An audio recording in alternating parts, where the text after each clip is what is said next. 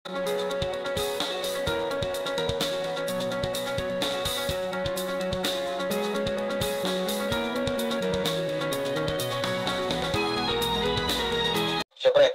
ang mga Kalingap reactors din natin, no? Pasupport na rin po ng kanilang YouTube channel. Hello po, please support React PH.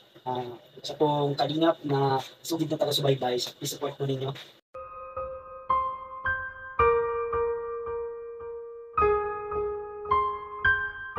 Kalingap Rab, may plano nga ba ito na isama si Carla sa ibang grupo? Halaka, K-Angels na. Tapos may isa pa pala. Magandang mapagpalang araw o gabi po sa inyong lahat. Maraming salamat po sa patuloy na suporta nyo at tiwala sa panonood ng aking mga react videos. Salamat po talaga sa bumubuo ng programa ng Kalingap na sina Kuya Val Santos Matubang, Ate Edna, at Kalingap Rab. Pati na rin po sa idol ko na si Kalingap Papa Dan.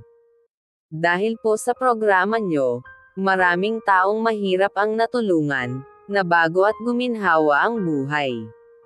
Carla, o sa kilala natin sa tawag na artistahing puto vendor, isasali nga ba siya ni Kalingap Rab sa ibang grupo?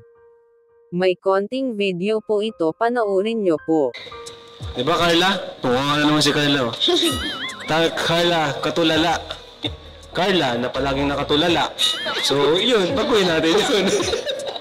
Uy, katulala pala. Katulala ka, welcome. Welcome ka na kayo, no, kay Kuya Tata. Oh, pares kayo. Pares kayo. Oh, oh welcome mo. Katulala. Si Carla. Carla. Ay, welcome ka na sa Trolala. Katulala ko nga. 1, 2, 3. Ang galing! Diba? Ang galing niya. Mga katulala yan. Ito ang lindan ng katulala. Choto ba mga katulala? Si Ninang Marilyn. Oy, Ninang Marilyn, ganito magtulala ako. Ayan. Oh, si Carla kasi, nahiya pa si Carla eh, no? Nahiya ka pa rin, Carla? Nahiya si Carla.